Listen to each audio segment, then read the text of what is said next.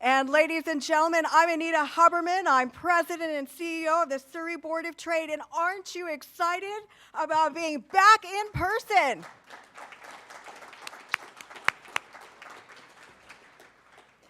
So when the health and safety protocol announcement was changed by the BC government, we had to act really quickly within a week, so we had an upsurge in attendance, and thank you so much, everyone, for attending.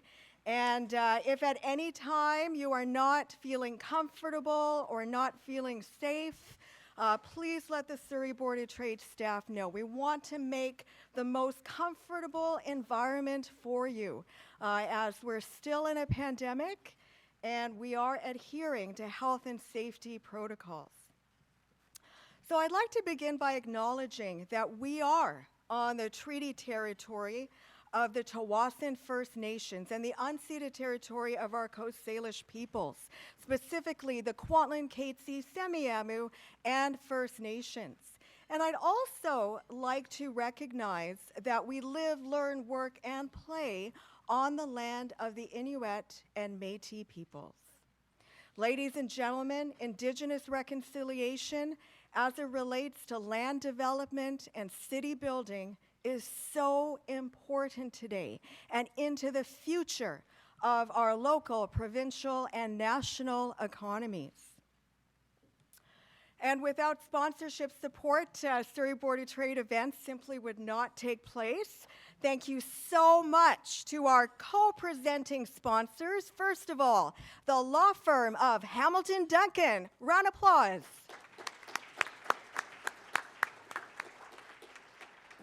And Unity.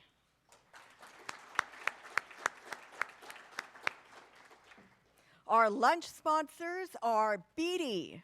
Thank you so much, Beatty. And TELUS Business. Thank you so much. Our supporting sponsors are Applin and Martin Consultants, the BM Group of Companies, LMS Reinforcing Steel Group, and Western Community College. Thank you so much. And our community sponsor is BC Housing. Thank you so much. All of these sponsors believe in Surrey's city building. We're going to be the largest city in British Columbia very soon, and we really matter, not only to BC's economy, but to Canada's economy. And ladies and gentlemen, that's why he's here. Please help me welcome some government officials in our audience. But first, our BC Attorney General and Minister responsible for housing, the Honourable David Eby.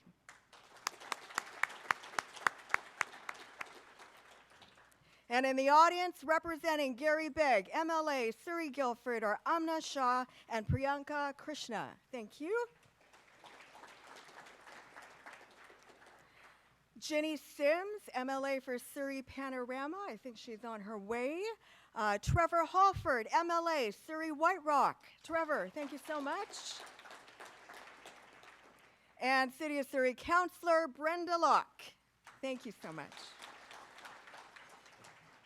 And we have with us Surrey Board of Trade board directors. They are focused on the future of our organization. They are our brand new board chair, Mr. Balji Dhaliwal. And he owns Tinker's Tax and Accounting. Rory Morgan, vice chair with Kane Shannon Weiler. And Doug Tennant, our immediate past chair. And just hold your applause for the rest of them. Our board directors, Hannah Matson, Big Sisters of BC Lower Mainland. Rowena Rosati of the Health and Technology District at the Lark Group. Mike Speece of Scotiabank. Roger Steers of RJC Engineers. And Jocelyn Young of the Vancouver Fraser Port Authority. Thank you all for attending my board of directors.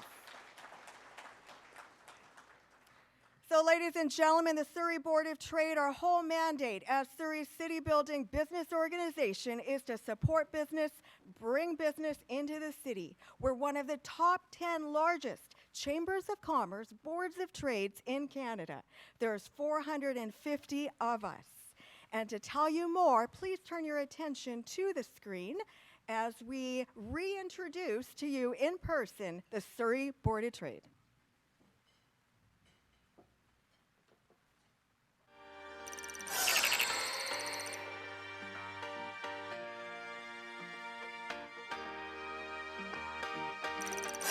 As one of the fastest growing cities in Canada, Surrey is an opportunity city.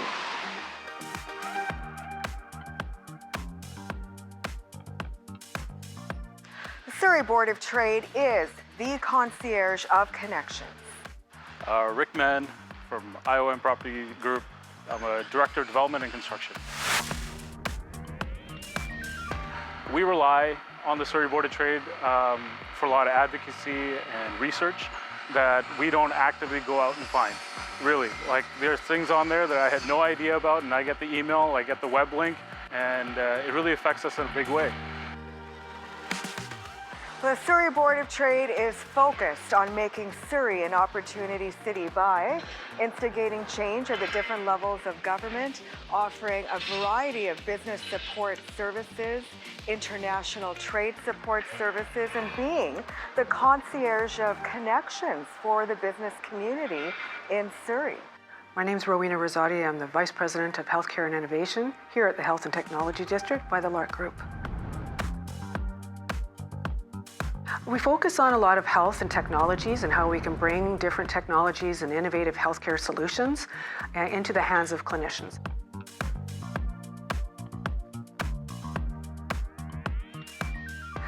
So there's a tremendous amount of information and support that Surrey Board of Trade offers to these companies, and it's an opportunity for me to be able to translate what the Surrey Board of Trade is doing for some of those companies and helping those companies to succeed. If it's in the agricultural sector or in the retail sector, if they're needing a government connection, if they have an issue related to government, we are there for them, and we have a proven track record of success to ensure that businesses are helped. You know, the Surrey Board of Trade it's a great organization because anybody who is involved in that organization wants to be a more proactive member of the community. So having an opportunity to connect and network with those individuals helps our business become better. So the Surrey Board of Trade offers an immense amount of support for businesses at all levels, including entrepreneurs and startup businesses. There are resources that help a business that they wouldn't necessarily be able to afford to contract on their own, and it allows those to be accessible, sometimes free of cost. It also creates opportunities for networking.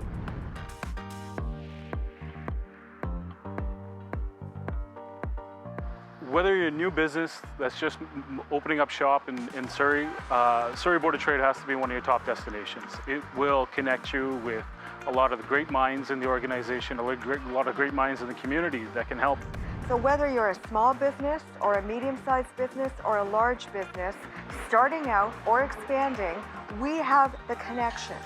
We have the resources to ensure that you have what you need during your journey as an entrepreneur.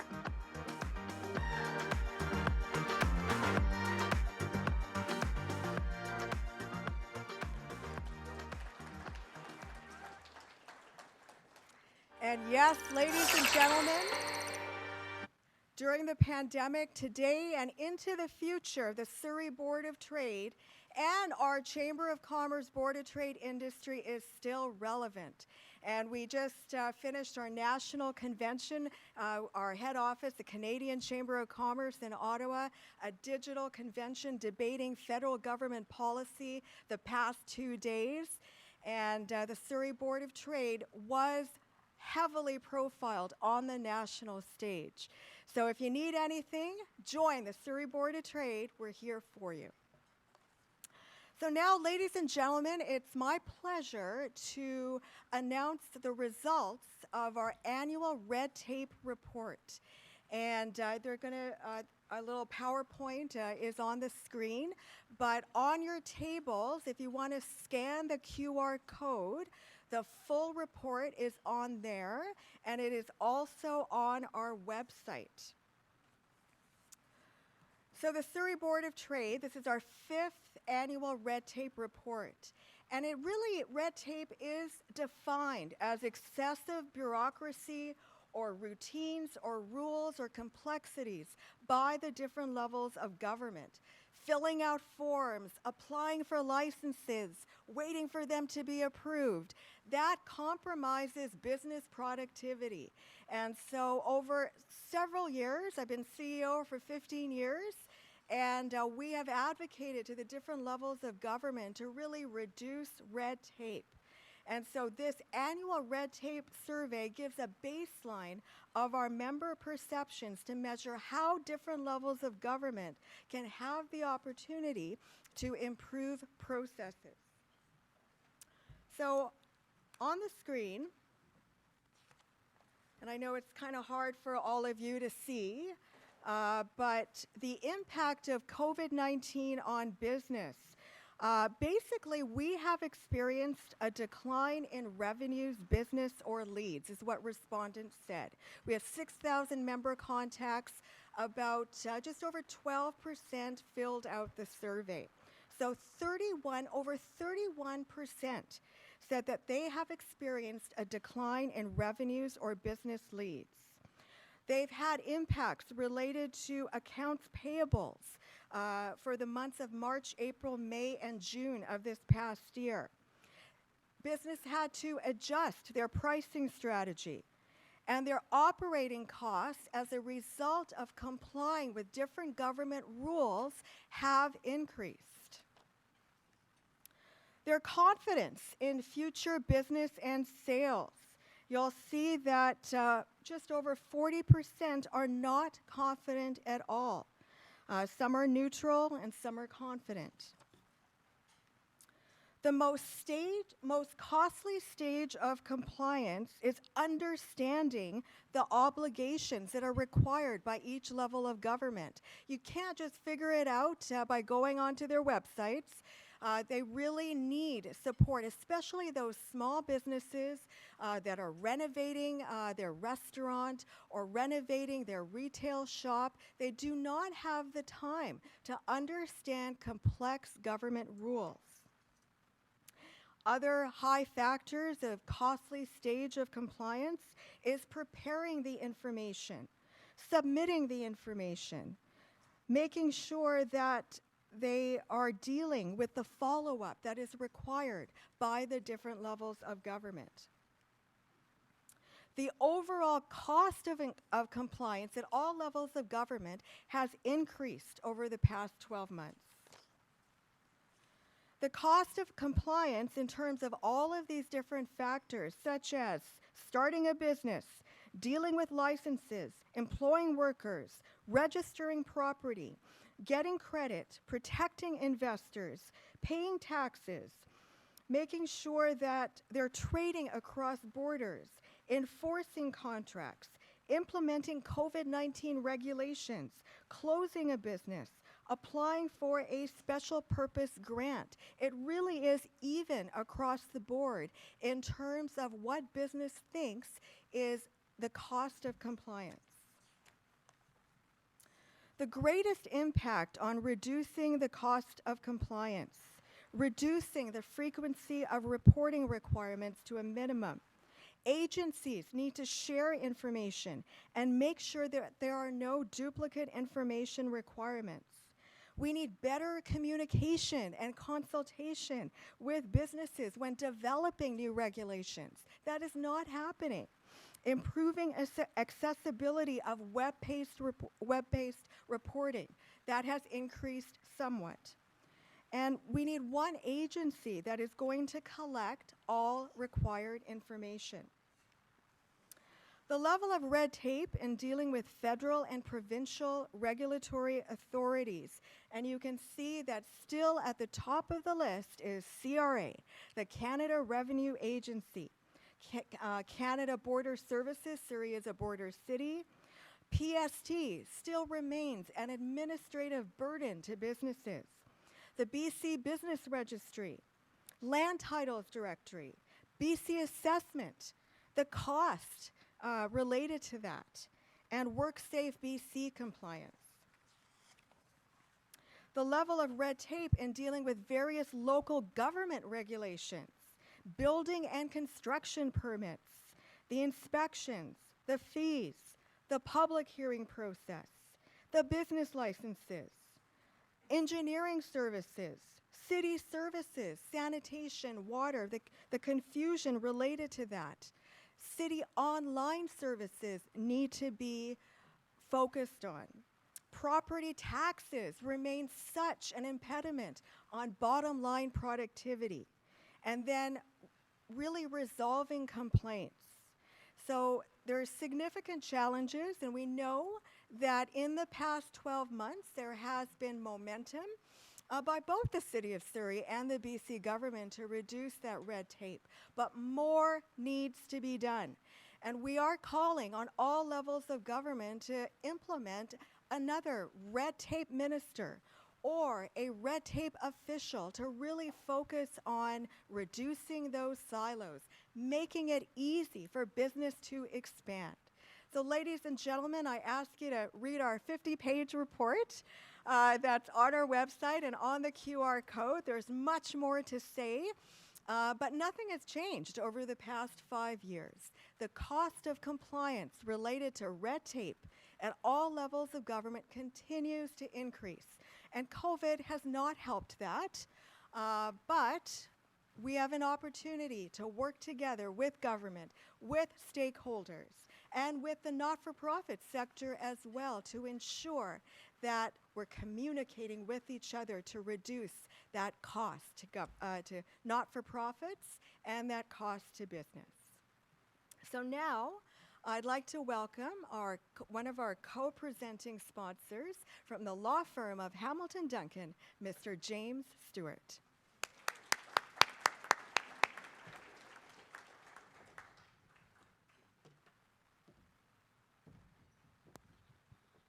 Good afternoon. Many people here have commented on how nice it is to be back in this room.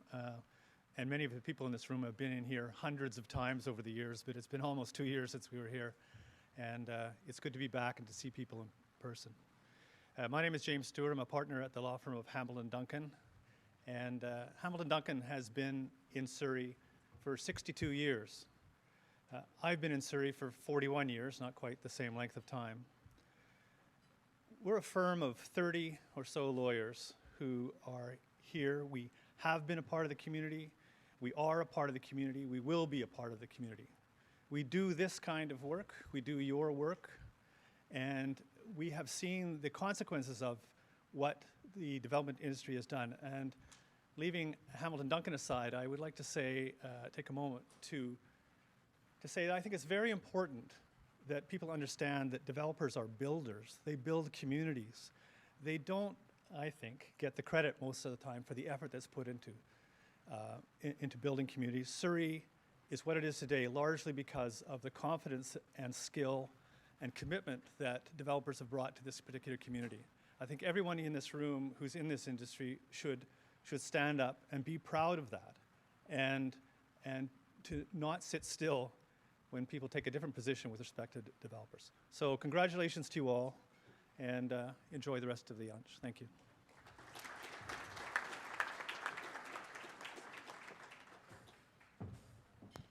Thank you so much, Jamie. And Jamie is also a Surrey Board of Trade governor, former board chair.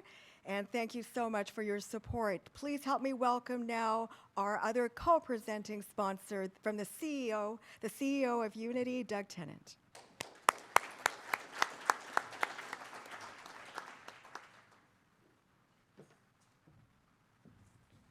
Thank you, Anita, and it's great to see all of you in person today, especially Ricky Mann. I saw him up there, and I said, man, in my previous life, I used to be his teacher, and he was a fantastic student and a great athlete, so good to see you, Ricky. So I need to talk about Unity. Unity is a partnership of 3 not-for-profit organizations that work together to build healthy and inclusive communities. We support people with disabilities to take their rightful place in society as employees, tenants, volunteers, and leaders. And you will see some of our community at our 2 tables over there. 20 years ago, we brought together people with intellectual disabilities and asked them what they needed to live good lives in their community. And the number one answer that came back was housing. They wanted to live in neighborhoods they grew up in, close to their family, friends, employment, transit, and shopping. In short, they wanted what all of us want, a quality home they could call their own. And their need became our marching orders, and over the next 14 years, we continued to consult and learn, and in 2016, we, who had not previously seen ourselves as housing developers, completed the first purpose-built rental apartment in Surrey in over 30 years. And I think I'm supposed to click something here, perhaps, to the next slide. Oh, thank you. So, Chorus has been in operation for 5 years and is a great success, welcomed and valued by its neighbors and local businesses, and the winner of regional and national awards as a model of inclusive housing. I should point out to you that Unity receives no breaks from the City of Surrey for the housing we build. We pay the same development cost charges and permitting fees that everyone else in this room pays, while also having to sign restrictive housing agreements. Chorus is also a model for Harmony, a 6-story, 91-unit apartment that we are trying to build on a 5.5-acre property we own in South Surrey. Harmony is meant for people who are being priced out of their neighborhood, seniors, families, people with disabilities, students, and essential workers. Now, Harmony received more community support than any other affordable housing project in BC's history, with over 6,000 people signing a pro-Harmony petition, close to 500 people writing letters and emails in support, and 67 people calling in and supporting the project during a 3-hour public hearing on July 26. Harmony is also seen as a benefit to the local business community, with 100% of local businesses and the Chamber of Commerce strongly supporting an apartment that would be the home for their employees and customers. And yet, Harmony was rejected with no explanation given by council. Surrey's housing needs report will be released in the next 2 weeks. The report will demonstrate that Surrey needs over 15,000 below-market homes at this very moment, with another 20,000 needed in the next 10 years. If Unity, with our track record of housing success, is not allowed to build affordable and inclusive housing on property we own, within the density currently permitted, in a location that council designated for 6 stories, then how will this desperately needed below-market housing ever be built? So I would invite everyone in the room to come and visit our Chorus apartments. You will see that Unity's vision for an inclusive and affordable housing benefits all citizens of Surrey. And Minister Eby, if Unity's vision for a city where everyone is welcome and where everyone has a right to a home in their neighborhood continues to be rejected, we may come to you for some help. And I'd like to thank you all, and I appreciate being able to share Unity's story with people who understand the barriers faced when trying to build quality housing for the benefit of this great city. And I'd be remiss if I didn't say, there's a QR code on our little pamphlet there, so if you click on that, you can support affordable housing in Surrey through a fund that we have in Surrey Cares. And Ricky, don't forget the good words I said about you at the start. Thank you.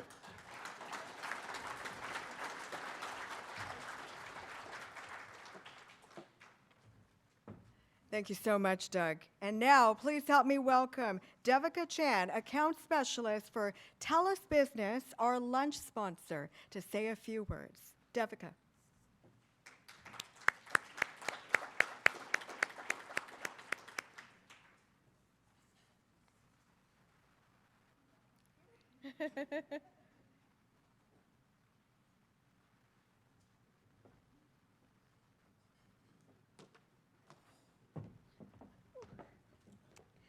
Hello, everybody. My name is Devika Chan, and I'm an account specialist serving on the TELUS business team. On behalf of TELUS, I'm very happy to be here as a Surrey resident myself and to meet all of you. At TELUS, we are redefining what it means to be a technology company, and it doesn't matter if you're a small business, a medium tech startup, or a medium-sized manufacturer, or a large national retailer. Every business wants the same exact thing, a better way to do things that they care about.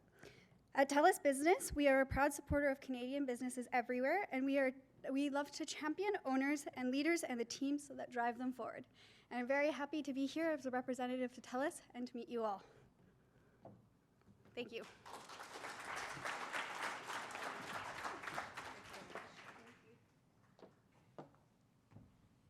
Thank you so much for your support, Devika. And so now we have arrived at the next portion of our program. And so keep in mind any questions you want to ask our panelists after each of them has spoken in turn. We're really focused on working together, presenting new ideas and perspectives. So, ladies and gentlemen, our panel is Minister David Eby, Attorney General and Minister responsible for Housing; Jill Atkey, BC Nonprofit Housing; Anne McMullin, Urban Development Institute of British Columbia; and Michael von Hausen, MVH, Urban Planning and Design. A round of applause for our panel. Thank you so much, and Minister, we will begin with you.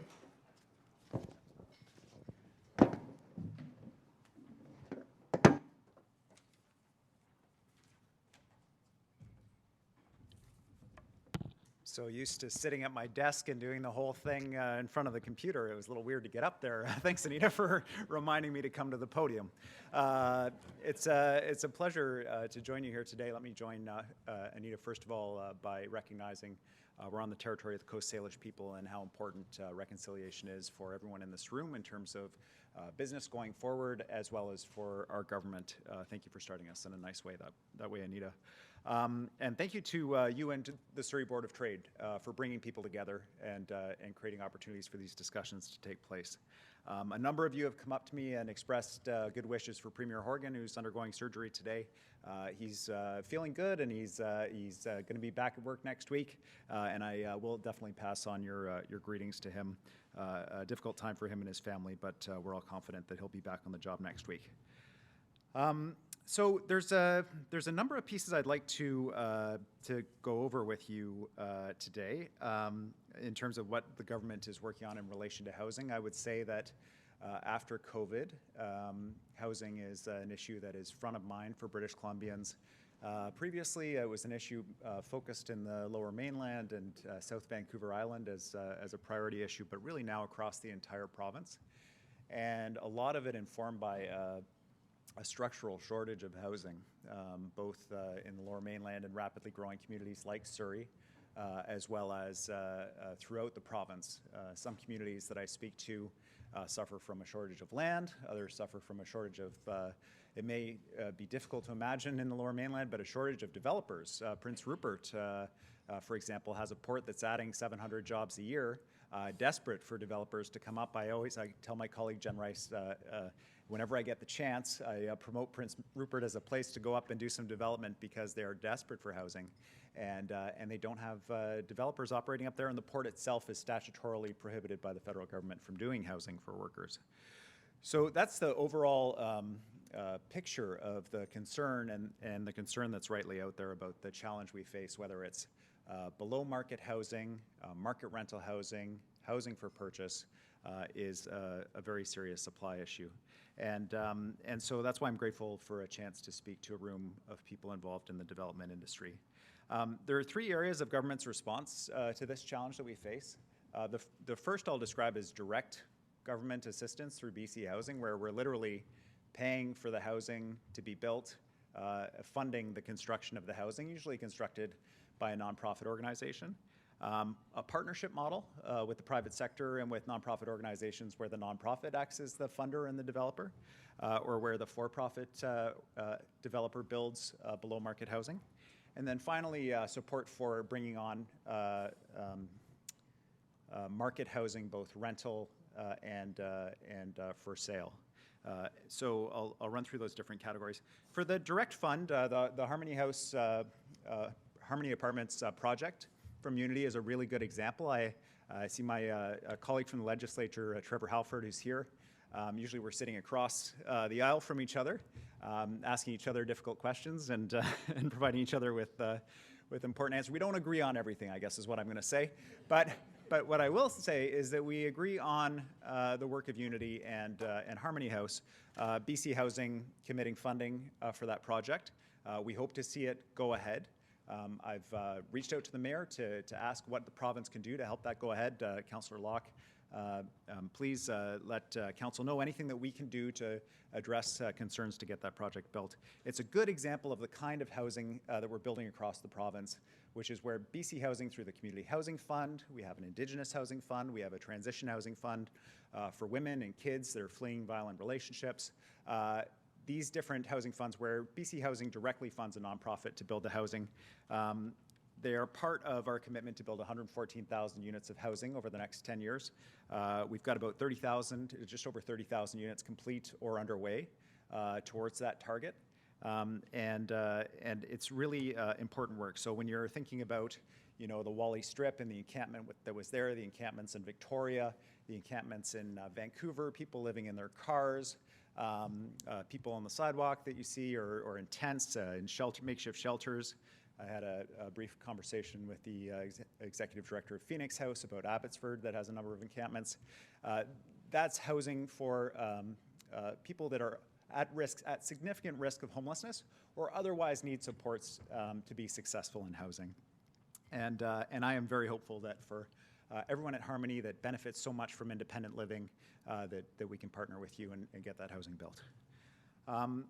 The second area where government is working is through our Housing Hub program. Now, some of you may be familiar with this, some of you may not. We started with about $800 million in funding for this. Is now we added an additional $2 billion in funding because of the success of the first run. The Housing Hub was a victim of its own success. The demand for this program far exceeded the available money. And I'm pleased to say that this additional $2 billion will go some distance to building a lot of below-market housing. There are two streams of this project. The first stream is a for-profit stream, where there's a for-profit developer or private market developer. The other is the nonprofit stream. So for the for-profit stream, where we're working with private developers, the developers typically have a project. It could be a market housing for purchase project. It could be a rental project. The provincial government enters into an agreement through BC Housing with the developer to provide financing, construction financing, at government's rate of borrowing. And that's usually a significant gap between what the developer is able to obtain for construction financing from the bank, and that gap between what government can offer as an interest rate and what the contractor can get. The contractor makes commitments to deliver a certain number of below-market housing units as part of the overall project. This could be a discount from market for people who are purchasing. It could be a discount from market rents for people who are renting. And there's a lot of flexibility about what that model looks like. Once the project is complete, the developer takes out traditional mortgage financing, or the purchaser does, and then the money returns to government and can go into another project. So it's more in the nature of a catalyst that can continue to provide more and more below-market housing. And the covenant that goes onto the properties is a 10-year covenant in relation to rental housing, for example, that the rents are guaranteed for 10 years, and then beyond that as guaranteed by the Residential Tenancy Act. For the nonprofit stream, there are lots of nonprofit organizations that own land. They're churches, legions, others in that category, and they're looking for ways to both support their membership through housing or to bring in funds to support their operations. And they're thinking that maybe if they could build some rental housing for people, they could achieve both goals of having some revenue come in, but also supporting membership. A Legion is a good example of that, where you would provide housing for veterans, rental housing for veterans. So you're fulfilling your mandate, but you're also bringing in revenue for the Legion. A lot of these organizations have no development experience at all. And so this stream of the Housing Hub program provides support. There's project development funding to develop your project, to work with a consultant about what you can put on your site, what's realistic, what the costs are going to be, and to put together your application.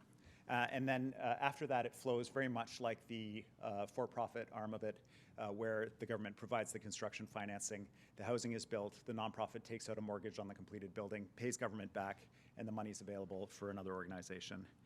Just in terms of the impact of that program alone, 4,216 Housing Hub homes are completed. under construction or in development across BC. The $2 billion funding was just announced 5 or 6 months ago, so those projects are just going through approval processes now. And they vary quite dramatically from very small projects to quite large projects of hundreds of units. The last piece that government is engaging in terms of supporting the development of housing is around trying to streamline and create opportunities for people who they have the capital, they have the experience, they want to build the housing, and yet they can't get through the municipal processes or the provincial processes. Will accept some responsibility in this in order to get the housing built. And so we're looking at how can we streamline, how can we provide efficiency. I think, in this discussion about the Surrey Board of Trade's report today, I saw construction permits are top of the list for a lot of people about examples of frustrating government red tape at all levels. This is a big opportunity, we think, to support local governments in building the housing that we need, and also because government will not be able to fund the level of housing that we need. We know the federal government is welcoming 400,000 new Canadians every year. This is their target.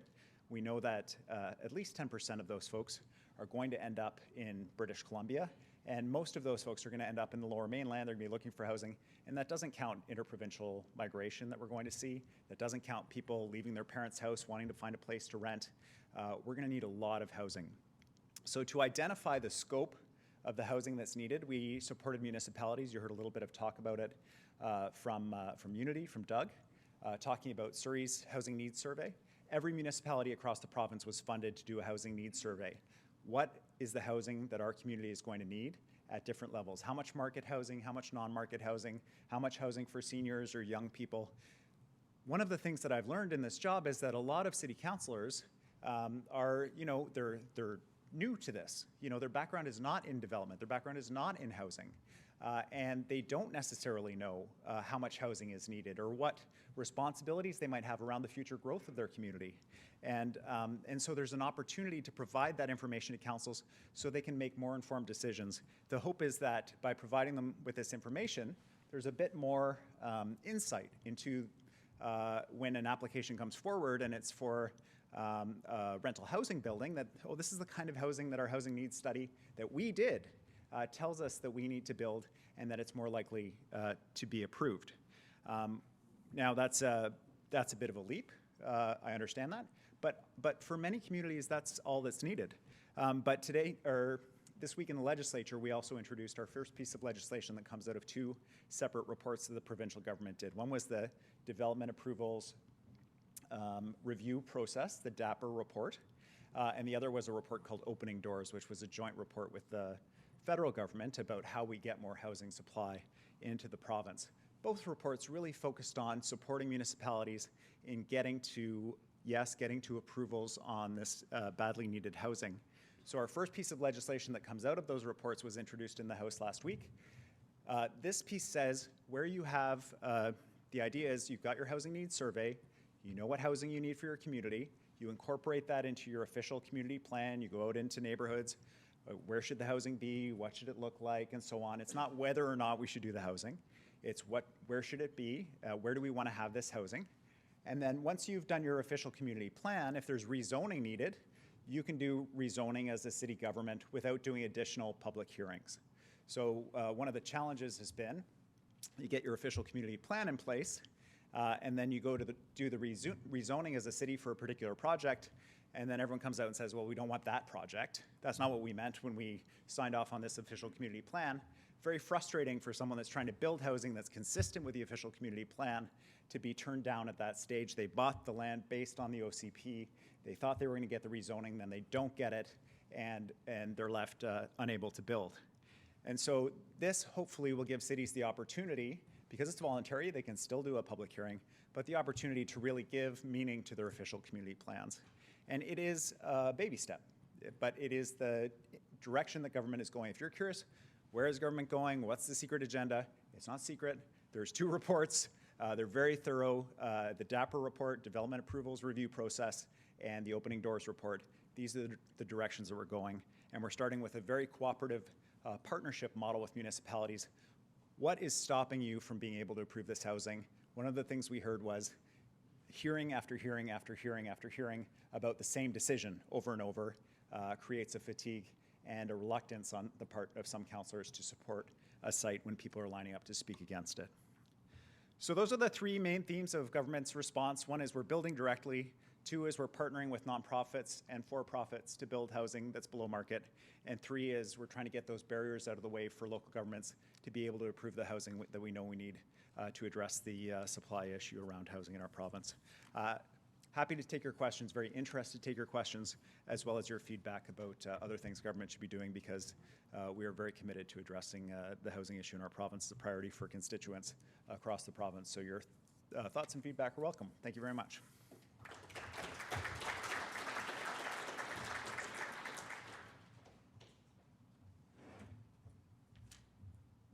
Okay, first thing I need to do is lower the mic and check that I'm not on mute. We're good to go. So thank you for joining today, and thank you to the Surrey Board of Trade for the invitation. This is also my first presentation in nearly 2 years, so 20 months in person. So smiles would be helpful. I'm looking forward to not speaking into the void as I have been for some time.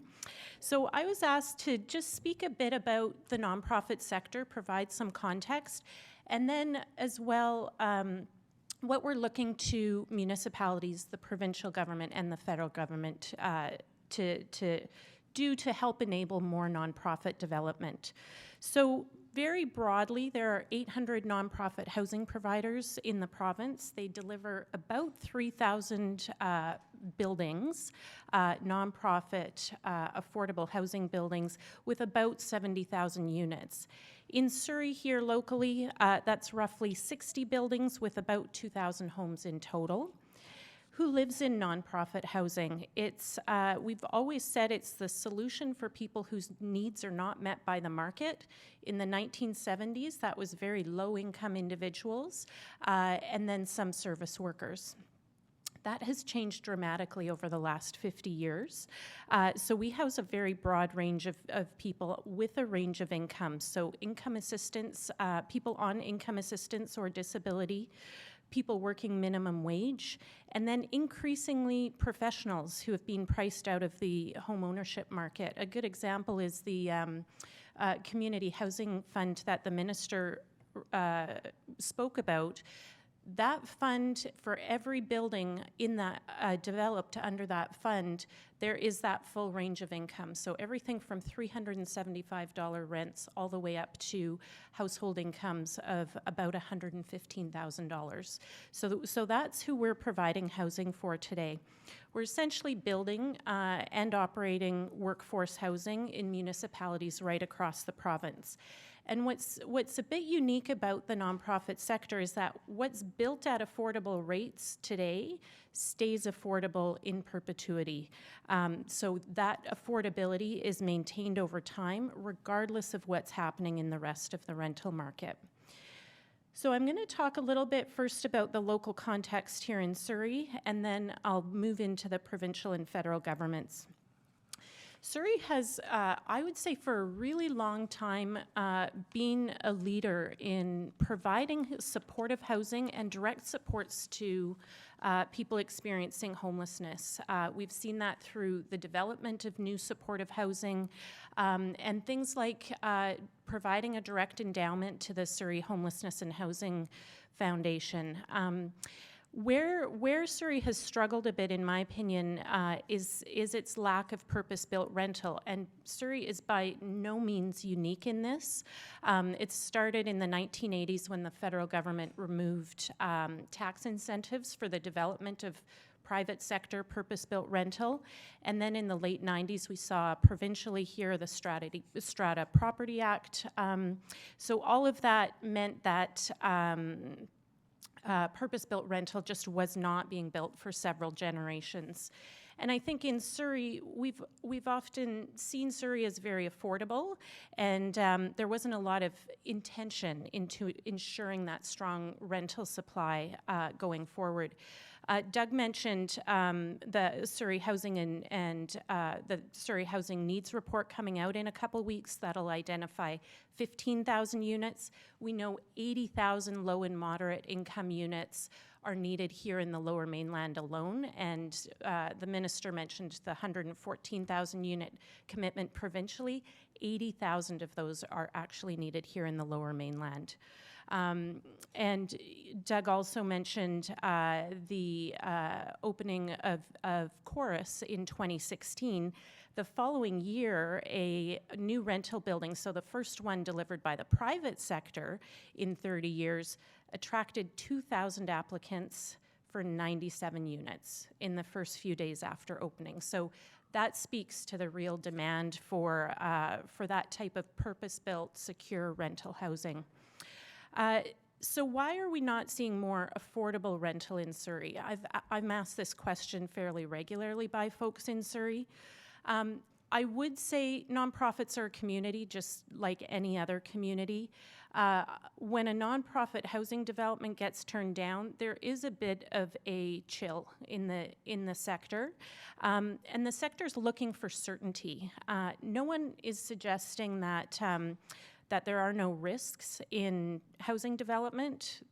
It is a sector full of risks. There are risks for private sector and for nonprofit.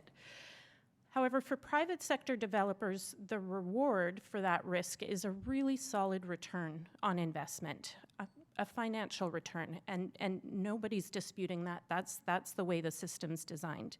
For nonprofit developers, the return on investment is the fulfillment of mission.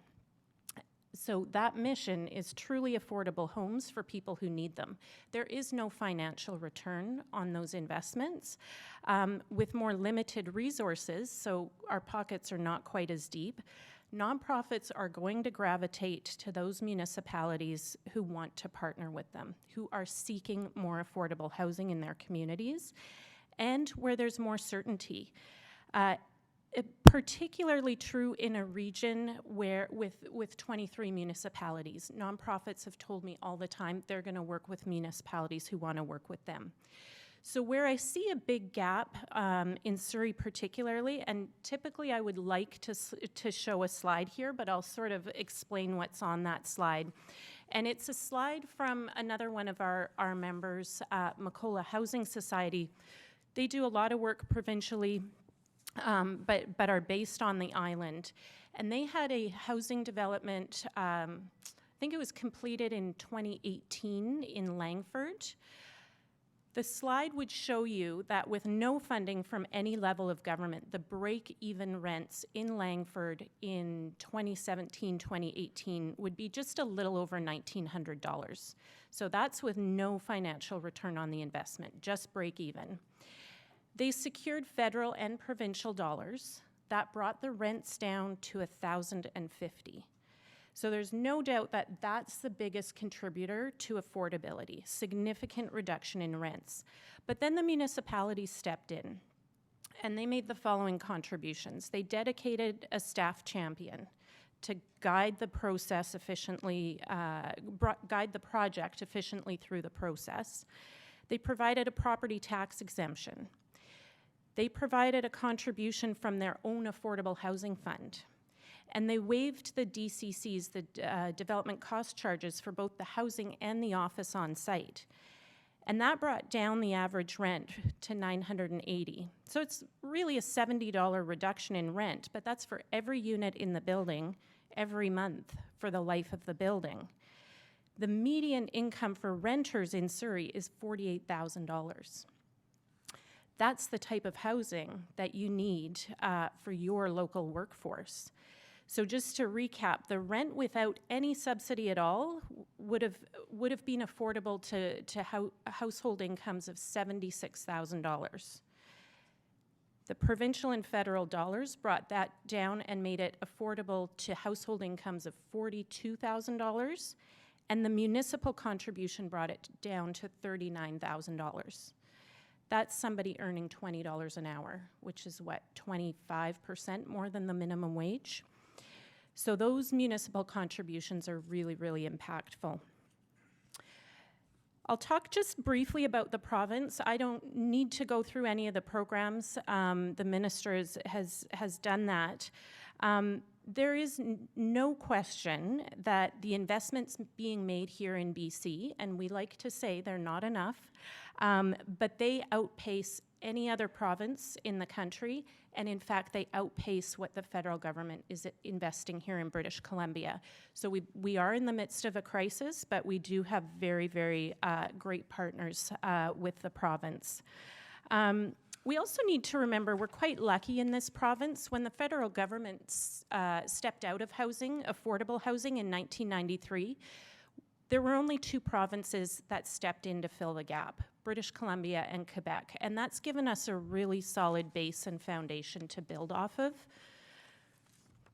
So those are the nice parts. No, and I really do mean that. The legislative changes introduced this week were fantastic. There's something that the private industry has been calling for, and the nonprofit industry as well. And eliminating some of that red tape that the Surrey Board of Trade did a good job of highlighting today is going to make an impact. Those are enabling changes. So we've got 160, 170 municipalities in this province who are, this is not flicking the switch overnight.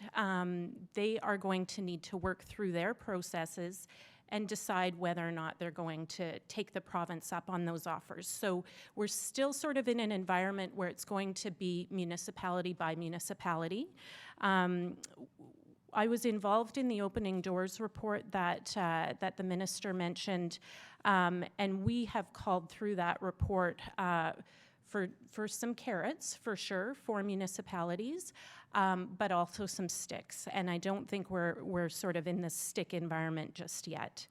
But I am encouraged to hear from the minister that there are more changes coming, and it's an area that I think this government is particularly attuned to. So then we have our federal government. As you all know, they were absent for 25 years, so really an entire generation of missing investment. Hundreds of thousands of units that should have been built in those 25 years that weren't. It's been very, very good to have them back. They developed a national housing strategy in 2017. The goals of that strategy are good. They're absolutely the right goals. Support low-income individuals and families with a particular focus on the most vulnerable. The programs within that strategy, and this won't be a surprise for them to hear me say this because I say it regularly, is that the programs do not line up with the intended goals of the strategy. The National Housing Strategy is centered on purpose-built rental in the private sector. We absolutely need those investments, and we have been calling for those investments for a very long time. That's an indirect support to the most vulnerable. The Rental Construction Finance Initiative, so that's the program with really the lion's share of low-cost financing through the National Housing Strategy, has seen very, very strong uptake in British Columbia. The last figures I saw, we were the recipients in British Columbia of probably just under 50% of all of those low-cost financing dollars available. Where we've struggled is with their co-investment fund. That's the primary program where we're able to get new purpose-built rental in the nonprofit sector, so more deeply affordable than what's available through the Rental Construction Finance Initiative. Success on that has been very, very low in British Columbia, hovering probably around 7% of all investment coming into British Columbia, and that's on the generous estimate side. The Liberal government the Liberal Party during the election committed to doubling that funding, and we're working with them to figure out what the details of that will look like, and they're also going to be reviewing the process, which will make it a bit easier for nonprofit developers to access some of that funding. Really what we did highlight through the Opening Doors report, and there are recommendations in there for the federal government, municipalities, as well as the province. What we said to the federal government is we actually need, if we're going to turn the corner on this crisis, we need to get back to previous levels of investment under older housing programs. So if you go back to the 1970s and 80s, 10% of all housing stock in Canada was non-market housing stock. And that's what we've been missing over the last generation or two. Local economies are going to continue to struggle without those investments. And so the panel really came to that conclusion, and it was a pretty broad representation from the business sector, nonprofit, and private development sectors. And believe me, the fix was not in from the start on this one. The panel, so all 6 of us came to the conclusion that we could not rely on the market alone to work our way through the crisis. A significant build out of nonprofit and co-op housing is going to be required. We're looking forward to working with every level of government to make sure that, that it happens. Thanks so much.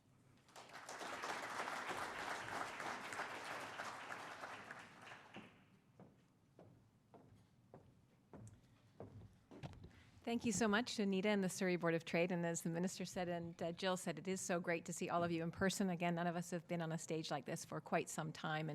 And so great to see so many of my friends, again, in person. So important. So I was asked by Anita and the Board of Trade to look at what are the challenges and opportunities in the industry. And I could probably stand here all day and maybe into tomorrow to talk about all of those. But I want to really echo a lot of what the Minister said and also what Jill said. And I'm going to keep my remarks brief because some of the things I was going to talk about, you've also talked about, and which is great because I think that that is important to see that the government, not-for-profit associations and other associations, we all have the same view. We simply are not building enough housing at all levels of the continuum. Obviously, I represent the market housing, the for-profit housing, but we work very, very closely with not-for-profit housing as well. I always say it's very difficult to build not-for-profit housing without profit in some ways. There's just not enough government funding, not enough tax dollars to provide the kind of housing that we need. So when we just look at British Columbia, the Lower Mainland, our region, we all know we live in one of the most desirable places in the world to live and work. That is a gift, but it's also created a bit of a problem. In the 4 years leading up to the pandemic, we set a record level of population growth with an average of about 80,000 people per year, and that's according to Statistics Canada. A lot of planners talk about 35 to 45,000 people coming into the region each year, and that's often the numbers that the plans are based on, but the reality is very different. I think the Minister talked about this. We're looking about 3.2 million people by 2030. And the Government of Canada immigration targets 400,000 per year, 2021 through 2023, and those numbers will probably continue to go up. So both senior levels of government are rightly supporting programs to grow our economy through immigration. BC has been particularly successful in attracting some of the best and the brightest. Vancouver media, we often talk about Amazon, Microsoft, Electronic Arts, but also the South Island has seen a lot of that growth in the Okanagan. We're even seeing in the West Kootenays, where we're also now seeing a housing crisis. But with all this growth we're seeing, we do see that disconnect between senior government policy and housing approvals at the municipal level. And Minister Eby talked a lot about that and the kind of things that need to be done. So that's going to frame a lot of my remarks. And, you know, as developers, it's often hard for our members to focus on the lack of housing. Sometimes it comes across as self-interest. So we went around, looked at some specific studies that looked at what really are the numbers. How many people are moving here? How many homes do we need for the number of people that are moving here? And the CMHC study did a very good quantitative analysis of that as well. So when we look at Scotiabank, the study that they did of the G7 countries, the number of units per 1,000 people, Canada was last. So the G7 average is 480 homes per 1,000 people. Canada is 424. Metro Vancouver is 406. So in other words, we're building about 42 homes for every 100 new people. So obviously from that, we see that we are not meeting the needs. So when we look at how housing needs assessments are calculated, and that's a little bit of a concern that I also have with the housing needs assessments that are being done by the municipalities, which are very important, but they often look at the demographic projections. What should we expect to happen if past trends continue? But the CMHC study looked at it in a far more complex way, and probably Jill can speak to that more effectively. But what they're doing is relying solely on demographic trends, and that is what planners are trained to do. It doesn't address the underhoused. It doesn't address children living at home with their parents, who live longer with their parents, couples delaying starting a family, and those living in substandard or unsafe units. So we really need to change how we look at how we assess how many homes that we need. And again, yes, I think as developers, we delve into those studies and hopefully communicate them to other levels of government. But also when we see those studies is to highlight them that it is Scotiabank, it's CMHC, it's credible sources that are simply saying we are not building enough housing. So on average, they're saying we need to build about 17,000 homes per year. That's the basics based on demographics. The CMHC study says we need to build 27,000 homes per year. That's a 10,000 per year shortfall. Not only that is when we look at just in the sort of the micro of the near term, when the provincial government brought in the demand side measures, and we don't want to debate whether they were right or wrong, but what it did is it put a cooling in the industry, that's what the intent, let's say temper prices. But what it also did is when we were releasing through the pre-sale market an average of 15 to 17,000 homes per year, in those couple of years would be 2018, 2019, and even into 2020, we were only releasing 7,500 new homes into the market. So people said, why would prices go up during the pandemic? We knew they would, both because the demand was there, the fundamentals were there, but we simply were not releasing enough new homes into the market. 2020, I think we had 8,500 new homes into the market, and in 2021, I think we will be back up to some of those good numbers, about 17,000, but when we look at CMHC numbers, it's going to take us 4 or 5 years just to catch up with the last 4 years, let alone that we're down 10,000 per year going forward. So I talk about the crisis now, and I worry it's going to take us 10, 15 years to get out of it. We need to start now, and again, I firmly believe in our consultation process and the work that gets done. But I often when I'm sitting at an affordability task force, and they say, well, we're going too fast. And I said, even if we made these decisions today, even if we started building tomorrow, we're still 3 or 4 years out before we're even starting to get out of the crisis. So we do a lot of talk, and I think that what we're seeing now from the provincial government is putting hopefully some pressure and help, perhaps more importantly, on municipalities to start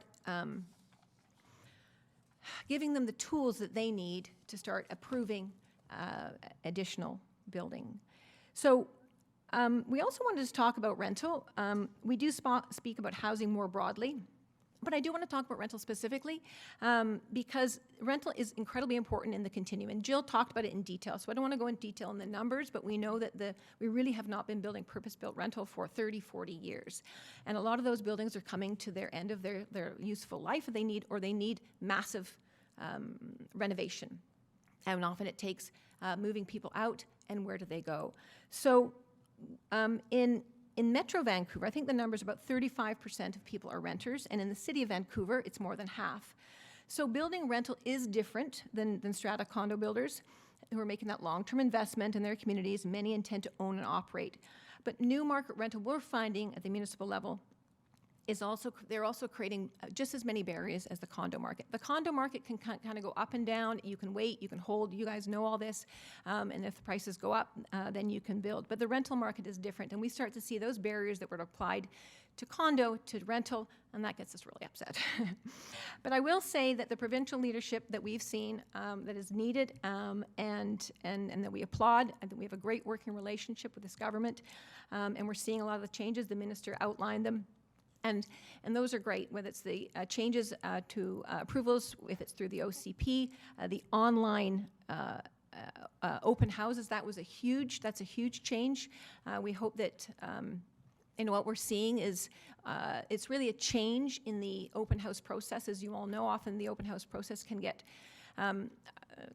captured, I suppose, by those few that are opposed to what is being proposed. But what we saw through the online process, it took away that kind of fire and brimstone, that hue and cry, and it really created meaningful dialogue. It didn't necessarily speed up the approval process, but I think it at least kept projects in the pipeline rather than municipalities, understandably, being sort of, I suppose, overwhelmed by those few that come out to a public hearing in process or in person. So some great initiatives by the provincial government. I know there's more coming in the spring. But at UDI, we think that there's another step, and we talk about that carrot and stick. And, there's massive investments that are being made in transportation. You all know them, whether it's out to Langley, hopefully the line out to UBC, rapid bus, the TransLink 2050 came out with their plan, very aggressive, positive plan. But we need to see that corresponding land use plan with municipalities. And our central recommendation is if the provincial and federal government, even the municipal governments, are going to be making these massive investments in transportation, let's make best use of those transportation investments. That we really believe that the provincial government needs to take a leadership role and work with the municipalities and regions to actually create enforceable housing targets. I think, the housing needs assessments are excellent, but how do we find a way to actually enforce them? We had the regional growth strategy a number of years ago. That was good. But again, most municipalities, I think Coquitlam, Surrey, were probably the only two, the City of North Van, were the only two municipalities in the region that actually were able to live up to those housing, the regional growth strategy. So if we can see a way to create incentives and enforceable housing targets, particularly on rapid bus and major infrastructure investments. Again, it's housing needs, it's GHG reductions, and getting people off the roads and how the roads are available for the kind of transportation and goods movement that we need. So we tested it. We thought, well, governments say, well, how can we enforce that? The public isn't going to be supportive. Well, we did do a poll in the spring and asked those specific questions. One of them was around online consultation. They said overwhelmingly yes. And the other three were there's a number of questions, but the three were the provincial government should set housing targets for cities to meet in exchange for new rapid transit stations in their communities. And the other one was many existing rapid transit stations are still surrounded by single-family homes. The provincial government should mandate higher density development within 800 meters of a rapid transit station. And the third one was municipalities should lower construction fees and allow taller buildings to encourage more purpose-built rentals close to transit. Overwhelmingly, 65 to 75% of the public, of the British Columbia public, supported that. So you've got your support, Minister. So those are the things that we're talking about, tangible things. Like I said, I can go on and talk about all the red tape and the problems at municipal levels, but I think that the planning staff in municipal halls are excellent. They want to get things done too, but it's just this layering on of policy. So how can we, working with the provincial government, come up with the kind of changes through DAPR, but how do we help them enforce that? So the province does have precedents to regulate municipalities through tools with existing policies in place.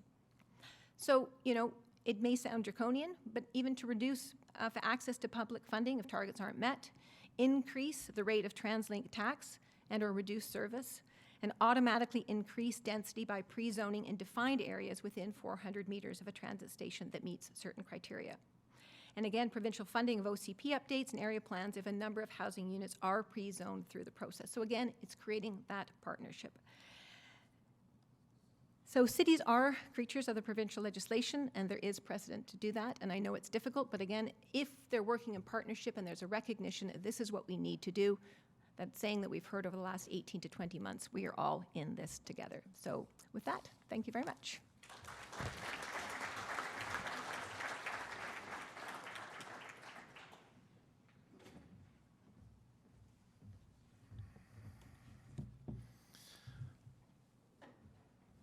It's nice to see everybody again.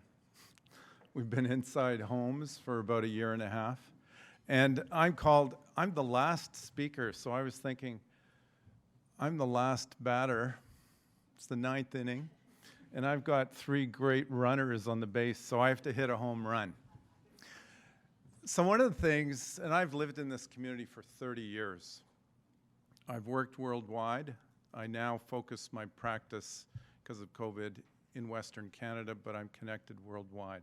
I teach at 2 universities, and I'm going to talk about, in part, my new book. I have 5 books out now, publishing another one. But it's about new pathways to approvals. It takes an average of 5 years to go from acquisition to actually finishing your projects.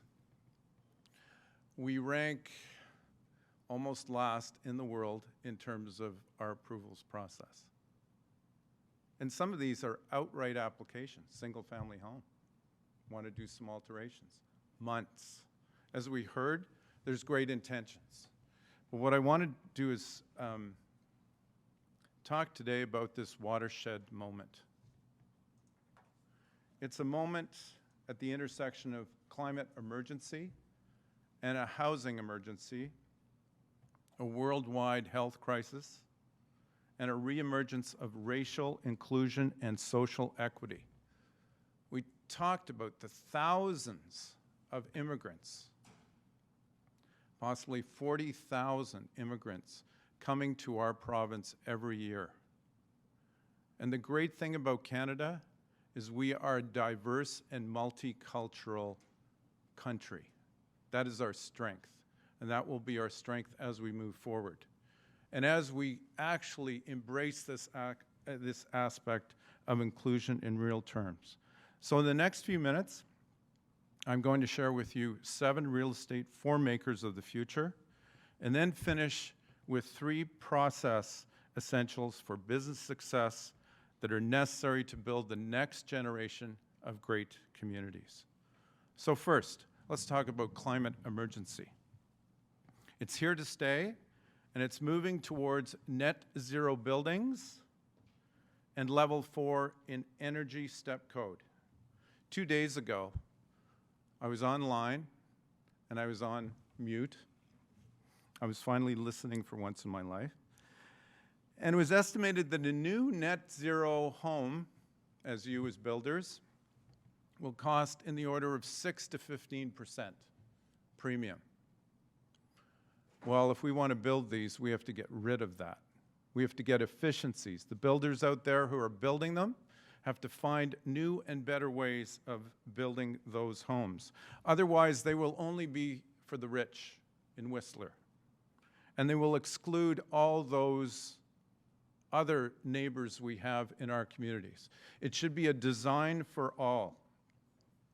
The next, and we have to be serious about that, because I work in it every day, we need to overhaul our official community plans and our zoning bylaws. 12 years ago, I actually created a template for 4 communities on the island because they had so many different zones that were conflicting.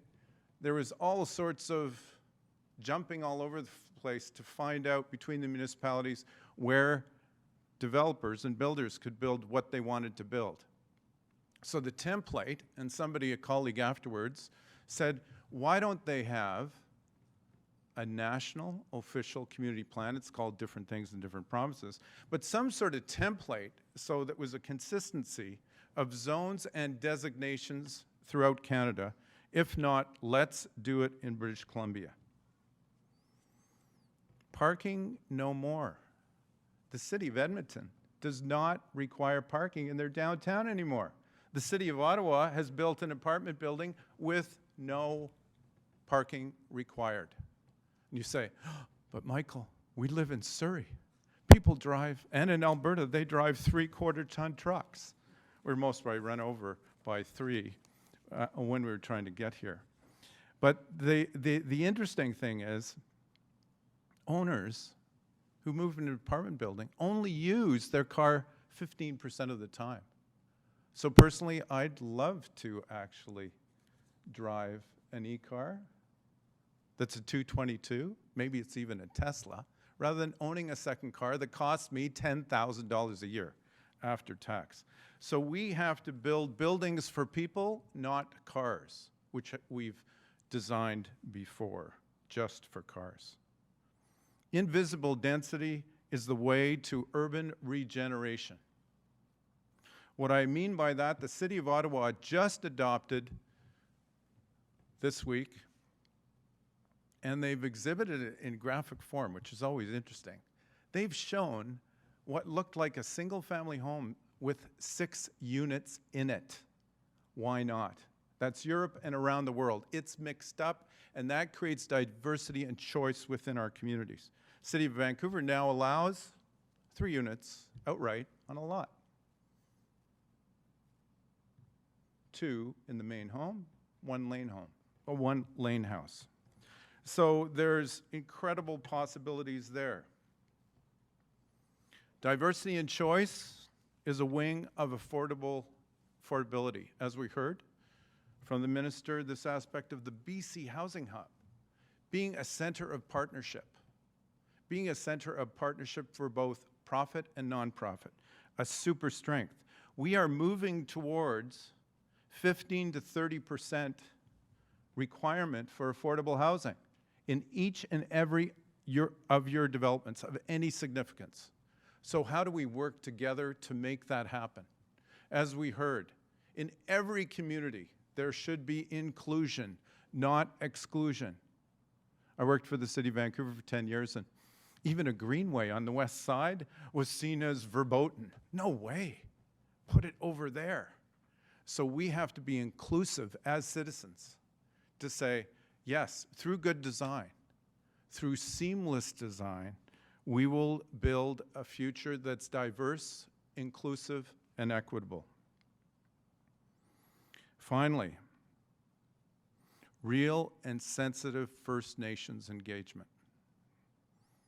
I have 50% of my clients that are municipal and 50% private sector. I work with First Nations firsthand as chief negotiator in negotiations with municipalities. And we need, and I don't know how many of you know that First Nations is the largest landholder in British Columbia. We need to partner. First Nations come to the table with their own unique views in mind, which should be addressed separately from those of other communities. Care should be taken to actively consult with them and listen to their needs and concerns. Respect and acknowledgement, along with heartfelt sincerity and sharing, are the core of building constructive understanding and relationships with First Nations. So finally, to finish up, to hit the ball out of the park, I'd like to inspire you. I'd like to inspire you with a call to action. First, we need to build, and this is a common theme as we heard, we need to build a common commitment. Building trust through engagement, building relationships early, often, and differently from the beginning of our processes. It doesn't happen at the public hearing. When I talk to my clients, I say we need either a no-show or a love-in at our public hearing. Otherwise, it's a flip of the coin. It's a gamble, and we're going to lose. So we have to start building trust and partnerships with our various public sectors right from the beginning. Second, we need to understand 9 distinctive characteristics to transformative change. This isn't incremental change, it's transformative change in real estate development, not just as a cosmetic approach, but as a core process to changing our business attitudes. First, combine 3 interactive elements. Due diligence, 3 levels of engagement: staff, council, and the community at the same time, at the beginning. Consider a third alternative right from the get-go. How many of you get involved in approvals where, in fact, you're considering a third alternative just before the public hearing? That doesn't work. You've lost. Create a dynamic, interactive process that is driven by support. Get a love-in at that public hearing. As we heard, certain proposals, when they are worked through a support group, and that's what I created at the beginning, a working group that supports your project, that can be the eyes and ears of your interests and the community interests at the same time. So that councillors have no choice. You've built them a golden bridge, and it's unanimous approval. If I do not get unanimous approval, you've lost. That's my attitude. Number 4, shape specific rules of engagement that guide an effective process. So whether it be council, staff, the community, you set some game rules. It's a common basis for collective decision making. Finally, you develop a community benefits package at the beginning, not at the end. Oh, we have to give over that greenway. Oh no, more affordable units. Work on that compelling value proposition from the beginning. And finally, embrace an agile thinking process in this age of disruption. So finally, we need to experiment and customize an approvals plus process through 3 phases, 11 steps, and 53 tasks. It's in my new book. Geez, I had to get something in there. So thank you very much. Hopefully, if I inspired you a bit, thank you to my panelists.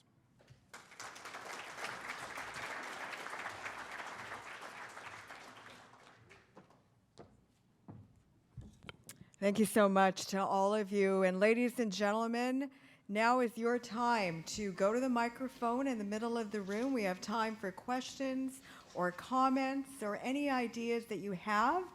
Please state your name, your company name, and who you're directing your question to. So go to the microphone now if you wish. But each of you have microphones so you can address your response from there. I just wanted to begin with a question. First of all, Michael, you said that developments need unanimous approval. But what if politics gets in the way? What's your response to that? Well, that's why my approach is build them a golden bridge. And it's an ancient Asian philosophy. In other words, provide a proposition for all involved so they have no reason to disapprove, but in fact, it's an enthusiastic approval of a collective effort, not a self-interested effort. So any of you can respond to this. Our property taxes are going up. We had so many of our members phone during when they received their property tax notice last year. And, there's so much bottom line erosion, not only from local government tax increases, fee increases, there's regional government increases. Apparently, Metro Vancouver by 2026 is going to add on another $1,000 of fees to your property taxes, whether you're commercial or residential. BC assessment, land valuations, can that be restructured? What's your response about housing affordability? We're in the highest cost of living area within Canada, and that continues to go up. What is the solution around housing affordability in light of all of that? Minister, do you want to start with that response? Thanks, Anita. A couple pieces on that. First is with respect to property taxes, the finance minister put in place an interim fix, which hasn't been taken up by many municipalities, where our property tax system for commercial is based on the highest and best use of the property as opposed to what's physically on it. And a lot of businesses, certainly in my community, a number in Surrey and in other places, small businesses are facing just outrageous property tax bills because they're located on a site that's zoned for multifamily and big multifamily, and they're covering all the property taxes. So that work continues within the provincial government, so that there will be some relief for businesses affected by that. In terms of property taxes generally, one of the things that is important to remember is it's a sharing of the costs of local government. And increasing the number of people paying into the system by bringing on new housing, and especially multifamily housing, has the impact of sharing the costs over a greater number of people and reducing taxes. And if you're only building single family homes, for example, or you're only zoning for that, the services need to stretch further. There are fewer people to share the cost of the taxes and so on. So there are lots of good reasons for lots of municipalities to be looking at multifamily, and we are seeing a dramatic increase in multifamily housing, not just in the Lower Mainland, South Vancouver Island, but across the province for that reason, as local governments start to realize the cost of providing services to people who are spread all over the place is driving massive and unsustainable tax increases for the broader community. So there are a couple things that I think about when you're talking about those tax impacts. And finally, the last piece is it costs money to run these multi-year approvals processes and multiple levels of hearings and so on. That is an expense for the municipality. But we also recognize that municipalities are under a great deal of financial pressure with infrastructure that they need and so on. So one of the pieces that we're looking at is how can we support financially municipalities to expedite these processes and also incent them towards approvals by providing support around infrastructure needs or other needs they may have to say yes to things, and sharing some of that burden at the provincial level as well. Any others that want to respond to that? Jill? Sure. This is the point where I always lose friends in the room, because my perspective on the tax issue, and it was actually addressed in the Opening Doors report that we talked about earlier.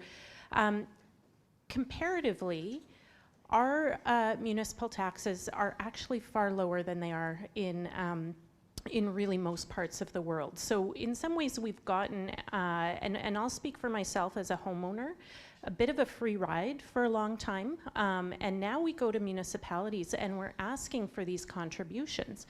Where's the money gonna come from?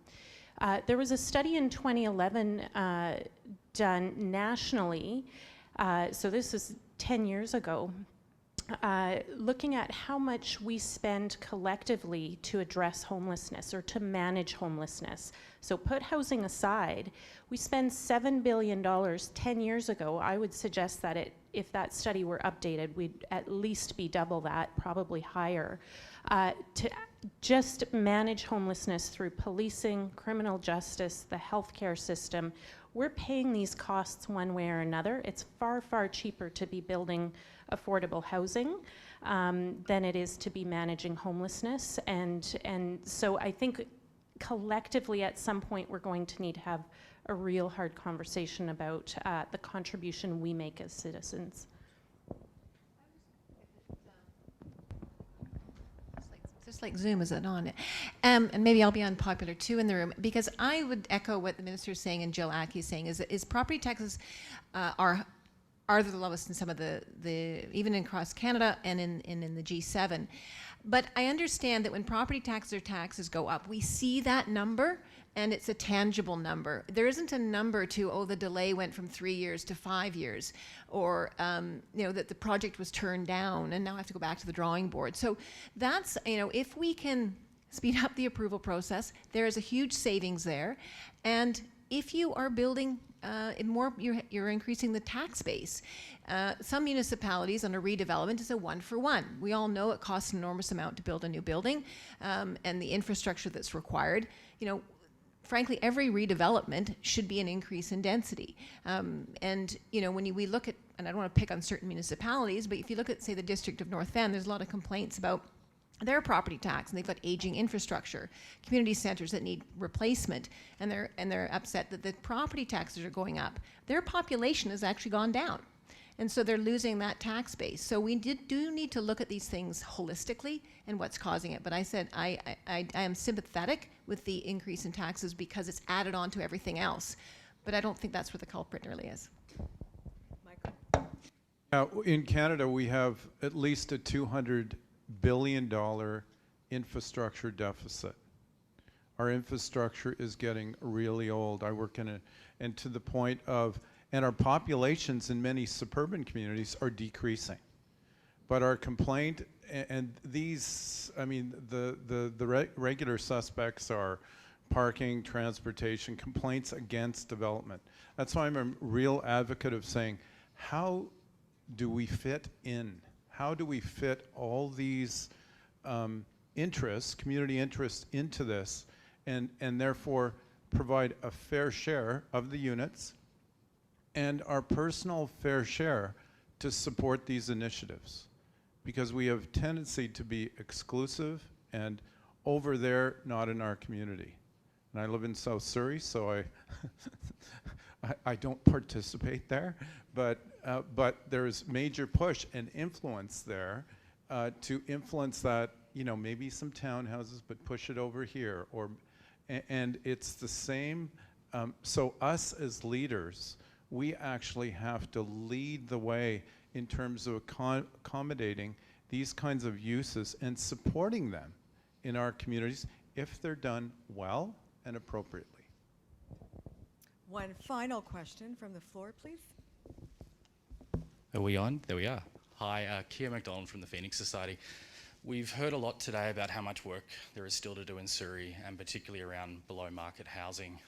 We've heard some of the risks and the pitfalls and the challenges, and Doug's project is a great example of that. A lot of the programs right now are delivered, as the Minister spoke to, for non-profits that have land and are coming forward for support to build out with capital costs and sometimes some operating costs. But one of the biggest challenges, quite frankly, that we face as non-profits is actually acquisition of land. We're in the market competing with private developers. And as we talked about, the build out at the end, there's no profit. And so the risk and the uncertainty in the process, and for me with a board, is how on earth can I go forward if I have the funding available to secure land to potentially bear that risk of process? So I guess my question at the end of the day, I know there's some pieces we're doing around certainty, but is there any discussions happening as to how, for the non-profit sector in particular, government can incentivise or support non-profits to acquire land to bring forward to government for development proposals? Thank you very much, Kara, and thank you for your work at Phoenix. It's a wonderful organization, and look forward to visiting you in Abbotsford. Usually, with our Community Housing Fund projects, the province tends to need to have an ownership stake in the land. And it happens through a variety of mechanisms. Sometimes it's purchased outright by the province, sometimes the city brings it to the table, and sometimes there's a partnership with a developer that's doing a larger development. So in Port Moody, we partnered on a very large site there through BC Housing, where I think at the end of the day it was like 5 acres of the site was dedicated to nonprofit housing. I feel silly saying this to you, Kieran, okay? But for the people in the room, the opportunities are, one, partnering with a for-profit developer that has an affordable housing requirement, and finding a way to work together to deliver that either supportive housing or affordable housing through that requirement that the municipality might be putting on or that they want to do as part of the development. Two, partnering with another nonprofit that has a site that's bigger than they need and they want to do something and you have the experience and so on. And three is working with BC Housing around direct purchase, and we continue to develop our calls for various proposals. So if you identify sites and so on, working with BC Housing, because there are future programs that may be able to address that directly. But again, saying that to an experienced nonprofit executive director is a bit silly, because really I should be asking you about the suggestions that you have about where our programs have gaps that you see are opportunities where we could bring more housing online sooner, and I'd love to have that conversation with you. Thanks. Thank you. Anyone else want to respond to that?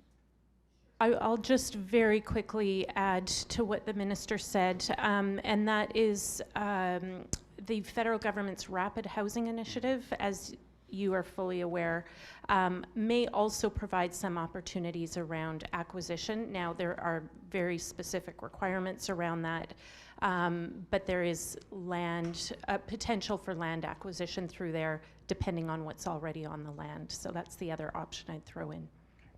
And I would just add Minister Eby is saying is partnering with the private developer, and that we would work together to sort of convince the municipality that to make it work, it often requires increased density.